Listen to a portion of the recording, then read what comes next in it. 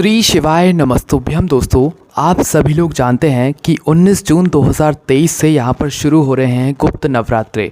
और गुप्त नवरात्रे का जो दिन है वो सोमवार का दिन है। मतलब सोमवार के दिन से ही 19 जून को गुप्त नवरात्रे प्रारंभ हो रहे हैं और ये पूरे 9 दिनों तक चलने वाले हैं, जिसमें कि 27 जून 2023 तक जो है यह गुप्त नवरात्रे चलेंगे। ठीक है, 9वीं तिथि तक।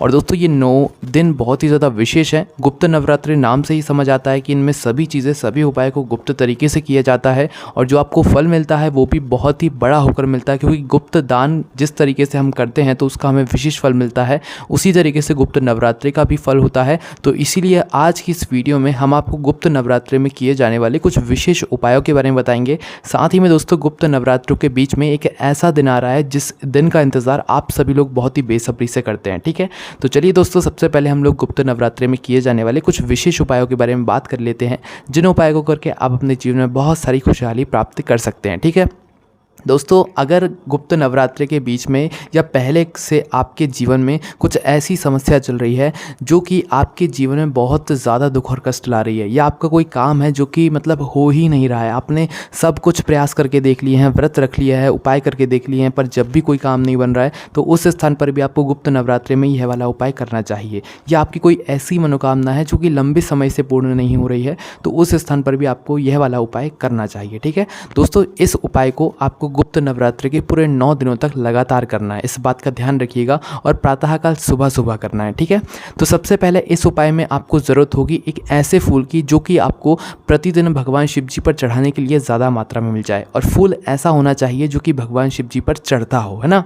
तो आपको प्रतिदिन ज़्यादा मात्रा में वो फूल मिल सके, ऐसे फूल को आप चुनिएगा, क्योंकि इस उपाय में जो फूल आप लोग लेंगे वो आप बदल नहीं सकते हैं। जो फूल आपने पहले दिन चढ़ाना शुरू किया है उसी फूल को आपको पूरे 9 दिनों तक चढ़ाना है ज़्यादा मात्रा में। ठीक है, तो ऐसा फूल आप चुन लीजिएगा। उदाहरण के लिए हम कोई भी एक सफ़ेद फूल ले लेते हैं भगवान शिव जी पर चढ़ाने के लिए। उपाय में सफ़ेद फूल का उपयोग होगा। ठीक है, या किसी भी प्रकार के फूल जो कि भगवान शिव जी पर चढ़ता हो। सफ़ेद फूल भी ले सकते हैं आप, गुलाब का फूल भी ले सकते हैं, या जो आपको ज़्यादा मात्रा में मिल जाए वो फूल ले सकते हैं, पर वो फूल भगवान शिव जी पर चढ़ना होना चाहिए। ठीक है, उसके साथ ही में दोस्तों, आपको प्रतिदिन 9 दिनों तक एक गोल बाती का घी का दीपक भी तैयार करना है। जो घी आप लोग लेंगे इस उपाय में वो शुद्ध देसी गाय का घी होना चाहिए। ठीक है, उपाय तभी अच्छे से काम करेगा, शुद्ध तरीके से शुद्ध चीज़ों को आपको उपाय में उपयोग करना है। तो करना क्या है दोस्तों, गुप्त नवरात्रि के पहले दिन से आपको इस उपाय को शुरू करना है। पहले दिन आपको 9 फूल लेकर आने। उदाहरण के लिए सफ़ेद फूल हमने लिए, तो पहले दिन 9 आपको सफ़ेद फूल लेकर आना है और साथ में गोल बाती का घी का दीपक अपने साथ में तैयार करना है। वह दीपक आटे का होना चाहिए। ठीक है, आटे का होगा तो ज़्यादा बेहतर रहेगा। तो इन 9 फूलों को लेकर और अपने वह दीपक को लेकर आप पहुंचिए भगवान शिव जी के मंदिर में। और भगवान शिव जी के मंदिर में जाकर भगवान शिव जी की शिवलिंग के ऊपर क्या करना है, इन 9 फूलों को समर्पित करना है। 9 फूलों को समर्पित करने के बाद आपको अपना वह दीपक अपनी मनोकामना को करते हुए जला देना है, या जिस कामना के लिए आप ये उपाय कर रहे हैं, अपना जो काम पूरा करवाने के लिए उपाय कर रहे हैं, अपने उस काम का स्मरण करना है। ठीक है, मतलब इस दीपक को जलाते समय अपनी मनोकामना बोलना है। बस पहले ही दिन बोलना है, इसके बाद नहीं बोलना है ना। तो 9 फूल चढ़ाओ और अपनी मनोकामना भगवान शिव जी से बोल दो। उसके बाद भगवान शिव जी की जो भी आप पूजन अर्चना कर रहे हो, प्रार्थना कर रहे हो, धूप दे रहे हो, वो आप कर सकते हो, है ना।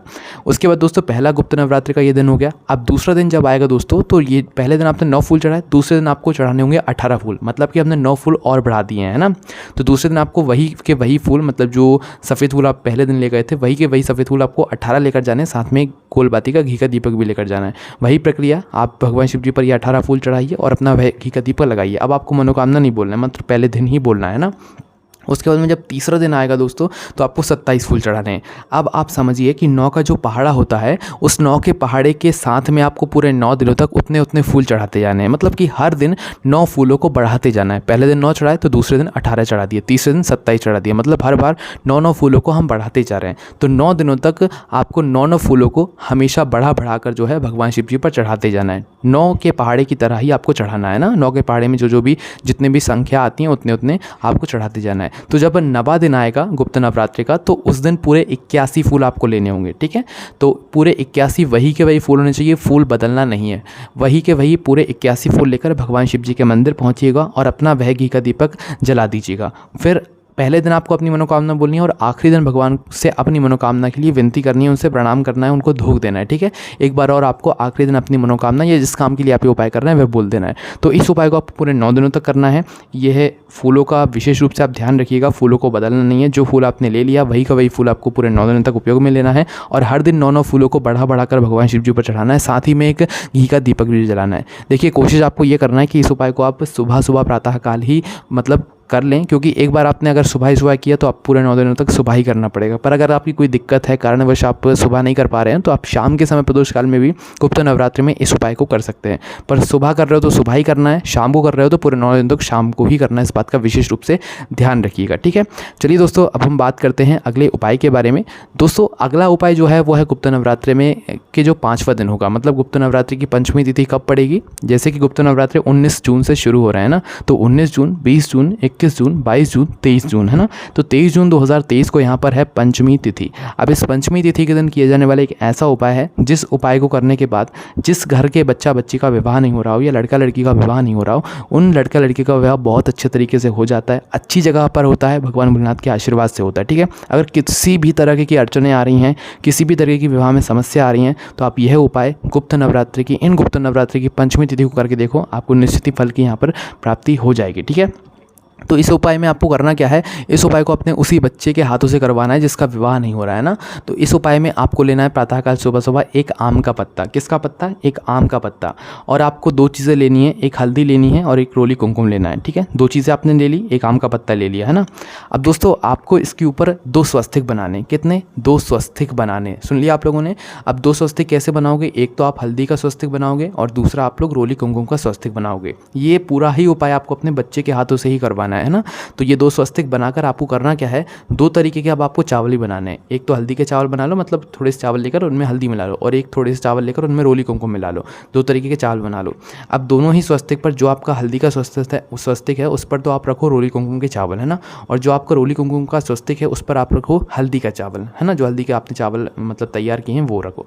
अब इस आम के पत्ते को उठाकर आपको कहाँ पर पहुँचना है? उपाय करने वाली जगह पर। तो अब आपको अपने बच्चे के हाथों से ही इस मतलब आम के पत्ते को किसी भी नीम के वृक्ष के नीचे जाना है। जो नीम का वृक्ष बड़ा हो उस नीम के वृक्ष के नीचे जाकर आपको करना है अपने बच्चे का नाम और अपने बच्चे का गोत्र बुलवा कर इस आम के पत्ते को वहीं पर रखवा देना है। रखवा कर वहाँ पर प्रार्थना करना है कि आपका विवाह जल्द से जल्द हो जाए। दोस्तों, इस उपाय को किसी भी नवरात्रि या इन गुप्त नवरात्रि की पंचमी तिथि के करने के बाद दोस्तों, जो बच्चा ये उपाय करता है जिसका विवाह नहीं होता है, उसका 3 से 3.5 महीने के अंदर फिर विवाह पक्का हो ही जाता है, वो भी बहुत अच्छी जगह पर भगवान भोलेनाथ के आशीर्वाद से है ना। अब दोस्तों, ये गुप्त नवरात्रि चलेंगे तो दोस्तों इन गुप्त नवरात्रि के बीच में ही एक ऐसा दिन भी आएगा जिस दिन का लोग बहुत ही बेसब्री से यहाँ पर इंतज़ार कर रहे हैं। वो दिन है दोस्तों अष्टमी तिथि का। और अष्टमी तिथि कब पड़ रही है? इस बार सोमवार के दिन पड़ रही है। और सोमवार कब है? 26 जून 2023। दोस्तों, सोमवार की अष्टमी पड़ रही है। तो दोस्तों, सोमवार की अष्टमी का बहुत ही विशेष महत्व होता है, जिस दिन भगवान भोलेनाथ और माता पार्वती के मिलन का दिन होता है। दोस्तों, इस दिन किए जाने वाला भी एक बहुत ही बड़ा विशेष उपाय है जो कि आपको ज़रूर करना चाहिए। पहले भी आपने इन उपायों को किया, मतलब सुना होगा, किया भी होगा, पर उपाय को अच्छे से समझिए, सुनिए, उसके बाद ही उपाय कीजिएगा, तभी उपाय को आपको फल मिलता है ना। तो दोस्तों, यह उपाय आपको कब करना है? सोमवार की अष्टमी के दिन, जो कि कब पड़ रही है? 26 जून 2023, इन्हीं गुप्त नवरात्रि की अष्टमी तिथि को है ना। तो आपको करना क्या है? इन गुप्त नवरात्रि की अष्टमी तिथि या सोमवार की अष्टमी के दिन 26 जून 2023 को आपको लेना है दोस्तों 31 चावल के दाने, 31 हरे मूंग के दाने और 31 ही बेलपत्र आपको लेना है। ठीक है, ये दोनों चीज़ें मतलब तीनों चीज़ें आप लोग तैयार करके रख लेना। किस दिन? सोमवार की अष्टमी के दिन प्रातःकाल सुबह आप 31 चावल के दाने, 31 हरे मूंग और 31 बेलपत्र आप तैयार करके रख कर इन्हें अपने साथ में लेकर भगवान शिव जी के मंदिर आप पहुंच जाना है ना।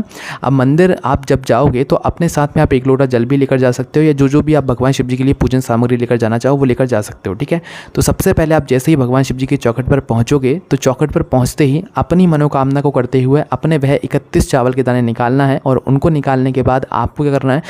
भगवान शिव जी की चौखट पर समर्पित कर देना है। किसी भी साइड आप इन मतलब चावल के दानों को समर्पित कर सकते हो भगवान शिव जी की चौखट पर जब आप ये चावल के दाने समर्पित करो तो उस समय अपनी मनोकामना या इस कामना के लिए आप ये उपाय कर रहे हो वो कामना अपनी ज़रूर बोलिएगा, ठीक है। उसके बाद में मंदिर के अंदर प्रवेश करने के बाद आपको आना नंदी बाबा के पास में।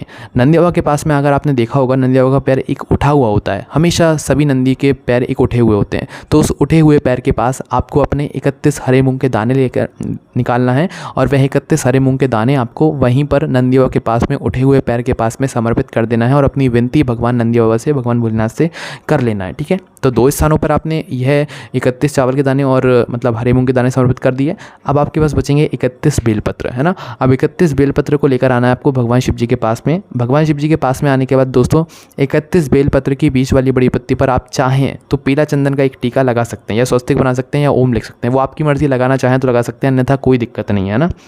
तो आपको करना क्या है, 31 बेलपत्र को एक साथ जमा कर, क्योंकि दोस्तों चावल हमने एक साथ चढ़ाए, हरे मूंग के दाने हमने एक साथ चढ़ाए, इसलिए हमें बेलपत्र भी एक साथ ही चढ़ाएंगे। तो एक साथ जमा लीजिए बेलपत्र को और जमाने के बाद भगवान शिव जी की शिवलिंग के ऊपर जो माता अशोक सुंदरी जी का स्थान होता है वहाँ पर आपको क्या करना है, इसको समर्पित करना है। कहाँ पर समर्पित करना है, जहाँ पर माता अशोक सुंदरी जी का स्थान होता है, शिव जी की सबसे छोटी बेटी का जो स्थान कहाँ पर होता है, जलाधारी के बिल्कुल बीचों बीच जो स्थान होता है ना शिवलिंग के ऊपर, वहाँ पर। तो 31 बेलपत्र वहाँ पर समर्पित करने के बाद भगवान से हाथ जोड़कर विनती कर लीजिए, अपनी मनोकामना एक बार और भगवान शिव जी से बोल दीजिए। तो यह उपाय बहुत ही बड़ा उपाय है, सोमवार की अष्टमी का पंडित जी द्वारा बताया गया सबसे बड़ा उपाय है। इस उपाय करने से निश्चित ही आपकी जो भी मनोकामना होती है वो ज़रूर पूर्ण होती है।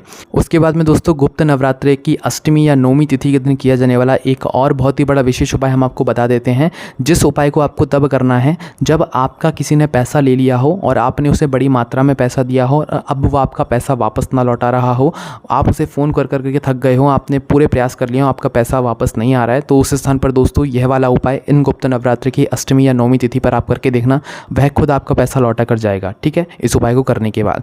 तो इस उपाय को आपको माता जगदम्बा जी के नाम से, भगवान शिव जी के नाम से, शिव और शक्ति के नाम से करना है। इस उपाय में आपको जो है 9 आहुतियाँ देना है, मतलब अग्नि के अंदर 9 आहुतियाँ देना है। किससे देना है, सूखा बेला आता है एक, मतलब जो बेलपत्री के वृक्ष में जो बेला लगा हुआ होता है, बेल का फल लगा हुआ होता है, उस बेल के फल को तोड़ना है। वह बेल का फल सूखा होना चाहिए, गीला नहीं होना चाहिए। उस बेल के फल को सुखोकर मतलब सूखे बेले की आपको 9 आहुतियाँ अग्नि में देना है ना। किस दिन देना है, अष्टमी तिथि या नौमी तिथि के दिन, है ना। तो आपको करना क्या है, 9 आहुतियाँ आप देना और अग्नि के अंदर इसी सूखे बेले की, और 9 आहुतियाँ आप जैसी दे दें तो जो 9वीं आहुति होगी, सबसे आखिरी वाली आहुति, उसमें आपको थोड़ी सी सफ़ेद तिल, श्वेत तिल जो है मिलाना है और उसे के साथ में आपको अग्नि के अंदर इसे मतलब समर्पित कर देना है। 9 आहुतियाँ ऐसे आपको देना है शिव और शक्ति के नाम से, और जैसे ही आपकी 9 आहुतियाँ हो जाएं उस व्यक्ति के नाम का स्मरण कर लेना जिसको आपने पैसा दिया हो या जिसके आपने पैसा उधार दिया हो, वो आपका पैसा नहीं लौटा रहा हो, वह खुद उसके मन में जिज्ञासा जागेगी कि वो आपका पैसा लौटा और कुछ ही दिनों में वो आपका पैसा ज़रूर लौटा जाएगा इस उपाय को करने के बाद।